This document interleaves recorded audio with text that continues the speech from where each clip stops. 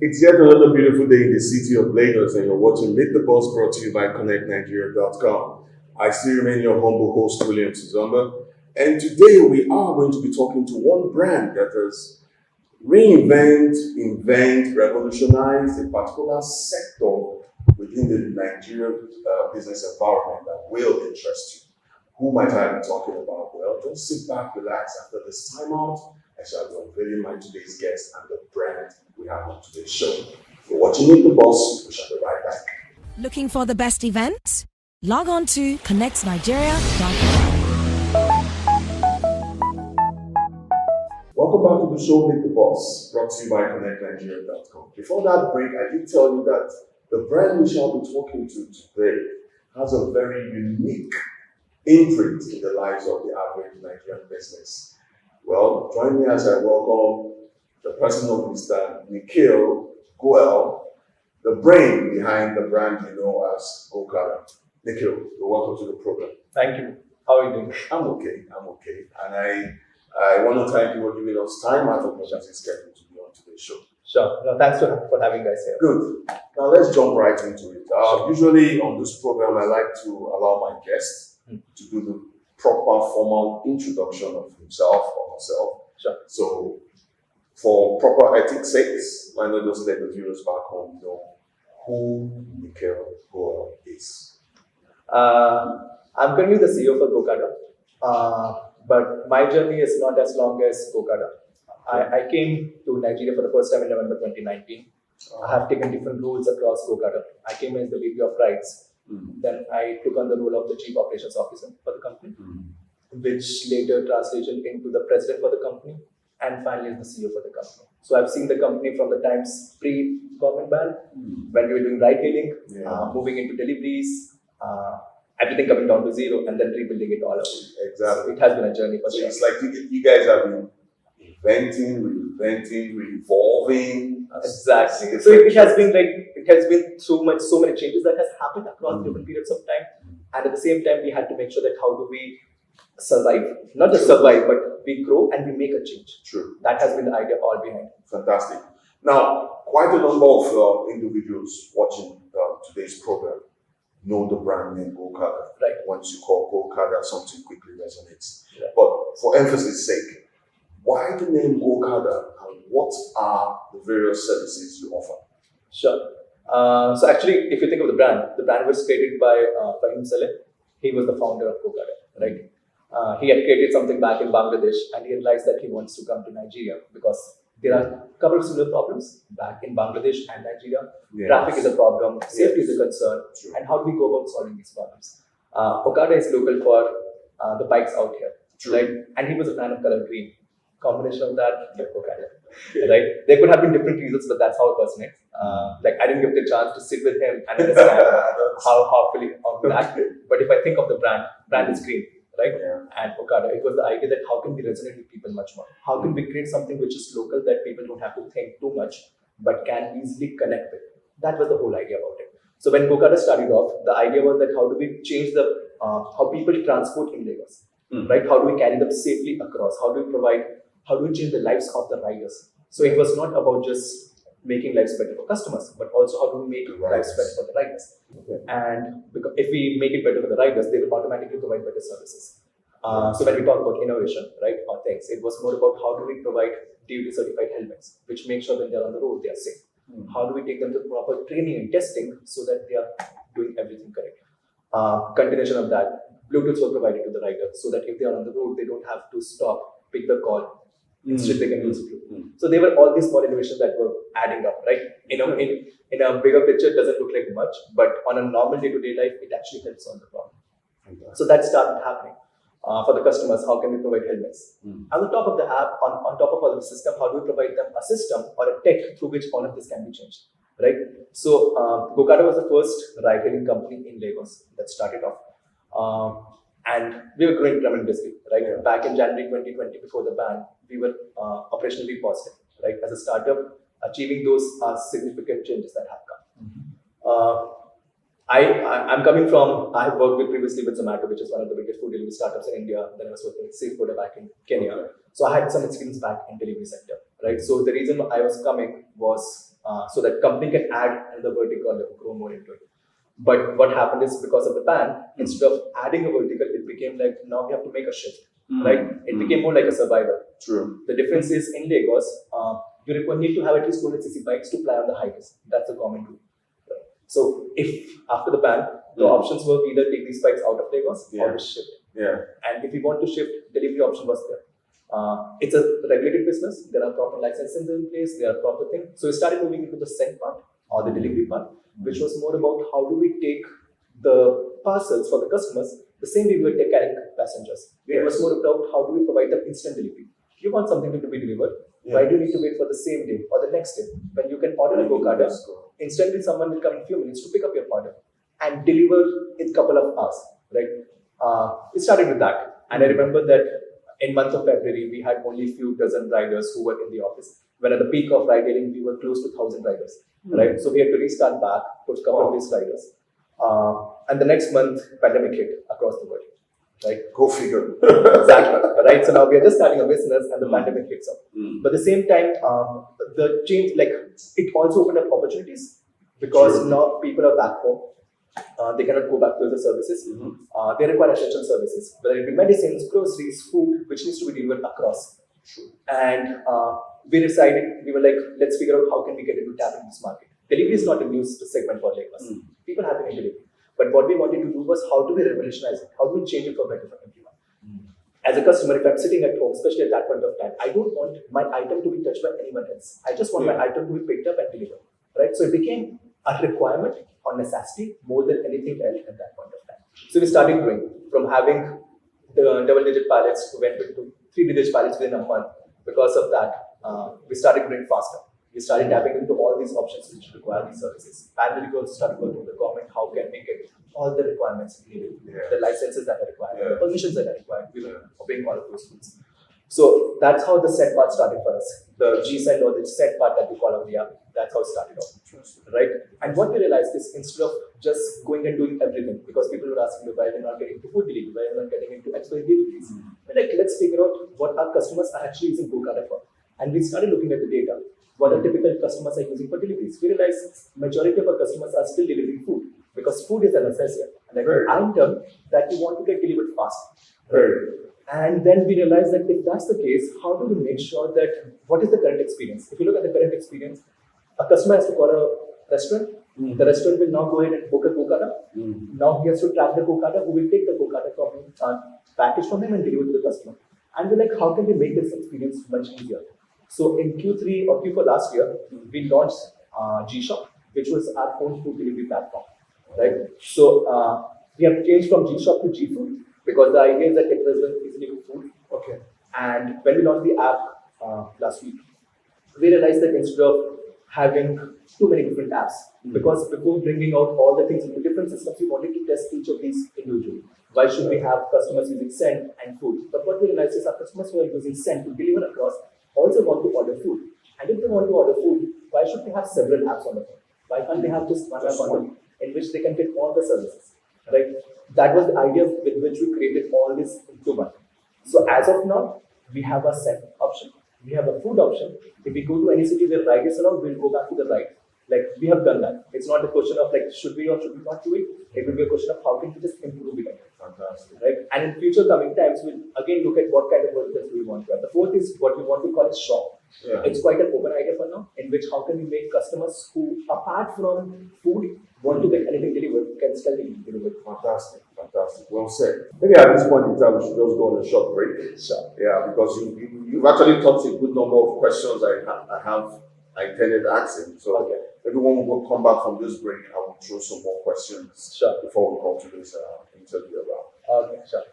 All viewers, you're still watching Meet the Boss, brought to you by ConnectNigeria.com. And my guest today is still Mr. Nikhil Goel, the CEO of Gokada. We'll be talking a lot about the history behind this wonderful brand and how they've evolved and revolutionized their services to suit into the Nigerian business ecospace. When we come back after this short break, I still have some more questions for my guest today before we call today's program around. Please don't go anywhere. Right back. Looking for the best events? Log on to connectsnigeria.com.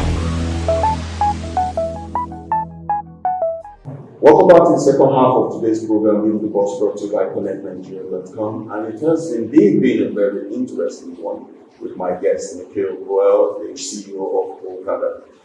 Well, you're welcome to the second part of today's interview. And I must say that it's been very eye-opening, some of the wonderful information we've heard so far. Now, I want to pick up on some of the things you said earlier and ask you about some of the core challenges. We know challenges is a normal thing for any business that wants to start up. You touched some of it earlier, but what were some of the core business challenges that your brand faced from inception to where you are today? Just for emphasis' sake, let's know some of those things one at a time.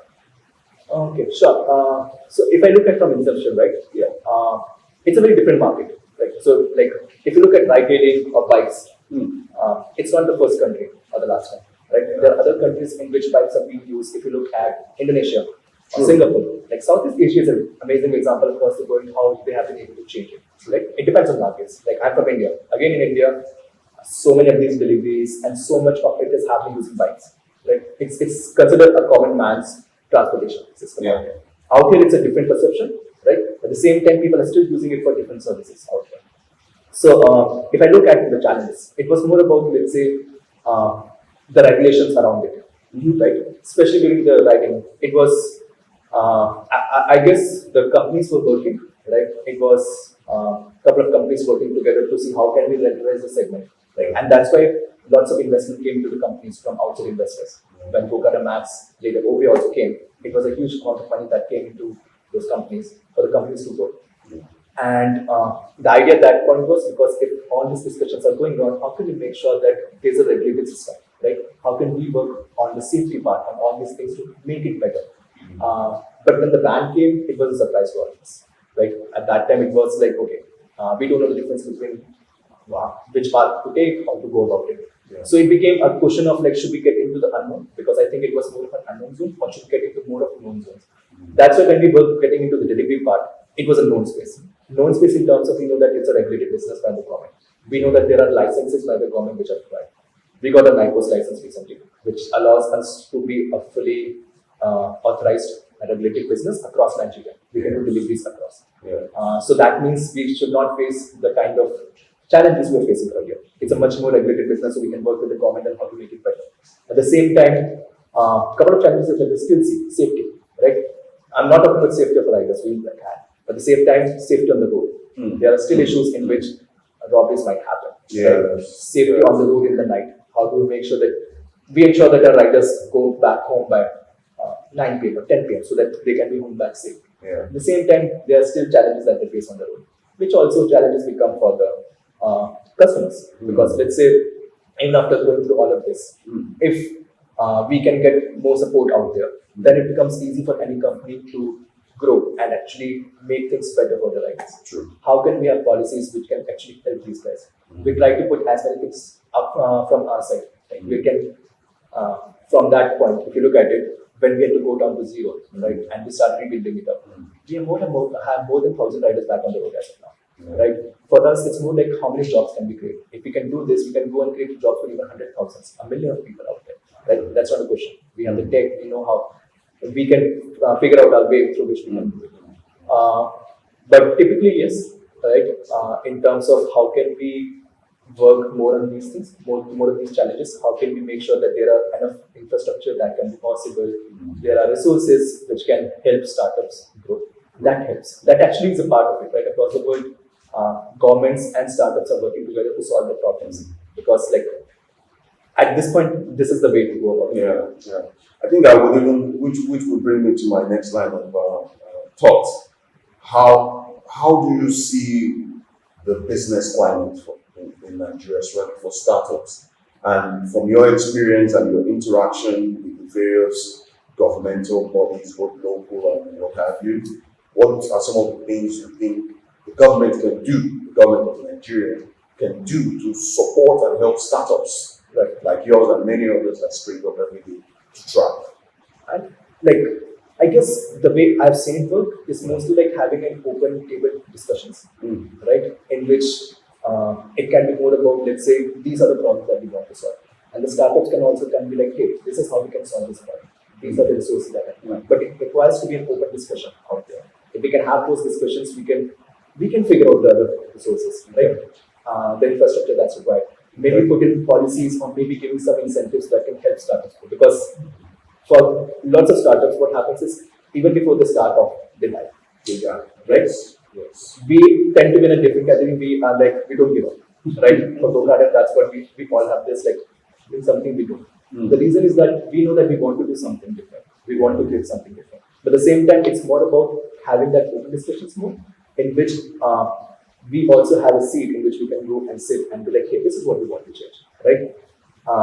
And if we have this idea that, hey, we can create a job for hundreds or thousands of people, that gives a very good chance if we work together, the city or the country can grow up huge. I've seen that happening across different parts, right? So it's not the first example. Yeah. Of course, like, and as we mentioned, as we always say, like, there are challenges, right? It's not about how do you run away from challenges. It's all about how do you take them up, how do you go about solving this problem. Exactly. Yeah. Right? So when people were thinking that, hey, Gokada is done last year, I heard it so many times, right? It's done. I'm like, it cannot be done, right? If it's done, then all the energy efforts we put will be a big waste. Exactly, right? And at the same time, it was more about, let's say, if there are policies that being put in place, right? Our concern was more about for our riders. Let's say, if we go off, what will happen to all of these guys, right? All those 1,000 people that we have given some lost and dashed. Exactly, right? So if there are policies or things in place in which they also get that transition, then they also know that, hey, at least I have a secure future, right? We want to create that secure future for them, that they feel like, hey, I'm not just working for the sake of working. I'm working because I can have a future. We need to show them. We need to bring more inspiration out of these guys, right? So the idea is that the more we grow, right, as a company, it's not just Gokada. It will be more about the people who are working with us inside the company or as partners. In future, can they also grow and make more things happen? Sure. Right? We want to give every single one of those that opportunity, and it can only happen by the collaboration. Of course. Very said. Well said. Now, I still want to pick you on something you said especially about last year. Even though it was a pretty sober experience for not just Gokada, the entire nation, and it was really a global phenomenon. How would you say the incident involving your founder last year, how would you say that in itself, affected the brand? And how did you guys decide to reinvent yourself to come out of that terrible situation and bring back into the market? It's very knowing what you said earlier. Some people, part of some of the news we're seeing in the tech space was Gokada is done, the brain behind Gokada sadly has left us. I think that's the end for this brand. So how did you guys beat that all to still be where you are today? For him, was a different person, right? So he was the one who got me here. So I was in Kenya, we met. He asked me to drop here for it was strange. He asked me to come for a month initially. I was just see what's going on. And from the time I came, I don't think I felt like leaving, right? Because the kind of impact he was making, we talk about impact a lot, in different parts of the world around different things. But the way he was actually building it, showed it on the ground, right? It connected the people so much, it connected the riders so much that it felt like he was actually trying to make something happen, right? So, and that ingredient, the ideology that he had about the brand or what he was building was different from how people perceive startups. Sometimes people look at it, let me just go and take the money and grow it. He was actually trying to build a real business. It was not about one of the things in and out. Exactly. And we used to have these discussions, right? So we stayed together, right? So it was more not just on the office thing, but also out. Like we used to have these discussions about what can be built, right? So the vision he had, right? He was able to engrave that vision not just in me, but most of the people in the company, right? So he was able to show them that what can be Gokada, right? Gokada is not just a bike-hailing company. It's about how do we go about changing lives? How do we go about changing transportation and logistics in Nigeria and beyond, right? So that was all the parts, right? When the ban happened, at that time, I'm not sure, you might have seen a video that he posted. It was pure emotion coming out. It was all the hard work that he had put and that was coming out, how do we solve it, right? And after that, it was not about giving up. It was more about, I knew that I was people were scared, literally, right? People were what's going to happen? but he was the one who was making sure that we still go ahead, we figure out how can we get the best out of it, how do we make this happen, right? And he mentioned one thing: we just focus and we'll make it happen. And that spirit resonated with all of you. Exactly, right? That was the thing that was like, we're not going to give up, we'll continue. Fantastic. It's a good drive. I mean, now, we're coming to the home stretch for today's interview, but I still have like 2 more questions I need to squeeze in, especially for our viewers back home. They are the reasons why we bring this show to them.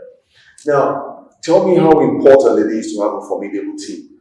I mean, with all the experience, and you've talked about your brand and with all the odds you faced, how or what would you say motivated you and your team to stay afloat? How important it is for a business to have a formidable team? You know, there are certain things that you feel that if it dies, lots of things are going to die. All right. As a brand, that was thing. If Gokada dies, lots of startups, lots of people who have hope, they're going to die, because then they will not be able to dream. Right? You cannot give up. Right? We cannot give up on millions of those individuals who want to dream and who want to make something happen. So when that was the case, it became nothing. We could not give up on all those riders. We could not give up on them, that because when we started off and when that incident happened, we close to like 300 riders or something. We knew that there were still more riders sitting at home who still don't have jobs. We need to bring back. Right? So it was more about like, we cannot give up on all these people. And if we cannot give up, we need to keep fighting. We need to keep striving. We need to do what's required to make sure it happens. One good thing that came out, we were able to get back all our riders back on the road. Right? And more. Nice. So that was the part where we were like, how we were. People have seen Fahim for a long period of time, right? A couple of people who started when the company started are still with us.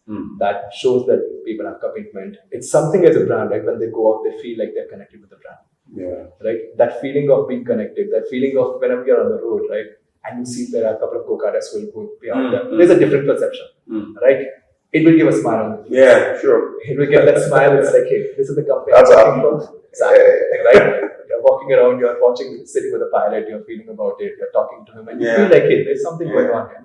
Right? That feeling gets everyone per smile. When in the middle of all of this, things are happening. Things go chaotic. Let's be honest, like things cannot be all under control. Things Of course. At the same time, when we can come together and laugh about it and do it, right? We want to celebrate. I know that the first time we crossed 1,000 orders, we celebrated last year or something. We will keep on making those celebrations, right? Like a couple of months back, we did 1 million deliveries, completed 1 million deliveries. It's not a small number, right? In a span of time we have been there, we did that. So it shows people also that thing is like the feeling of we can make it happen. We just have to put that effort and we have to see how do we go about it, but we can make it happen. Fantastic. Right? Fantastic. Now, what's the future for Gokada? 5 years from now, 2 years from now, what are we to expect from this brand? Gokada? Sure. So I'll come back, right? So there was this vision that Prema shared earlier. Yes. So at that time, in 2019, it was like we wanted to capture Lagos. 2020, we wanted to go for Nigeria. 2021, we wanted to go for Africa. But what happened in the meantime was 2019, we were doing that, but the ban happened. So the plans got shifted. Yes. Right? 2020 became a year in which we were after Lagos, right? In which we were like, let's go and capture and see what can we get best out of Lagos. 2021 is when, as we've shared, we want to go across a couple of cities. We're already in the progresses of how can we go across, expand across, right? And this is the right time, to be honest. Like if we had gone last year, it would not have worked. This is the last time. Going forward, it will be more like, how can we take this model? How can we make changes to the model? Inside Nigeria, outside Nigeria, how do we want to expand? If we have 1,000 riders that we are able to change the lives of, can we get into 1 million plus riders across different parts which we can change the riders? How can we solve this problem of transportation and logistics in different parts of Africa? That's where the idea is. How can we go and touch the lives of millions of people who actually, whose lives we can make easier, smarter, like anything. It has happened across different parts of the world. We are just starting it here, right? If it's just starting, like the future is quite open. Sky is like exactly the beginning. Exactly. That's good. We just want to make sure it's green everywhere. That's good. That's good.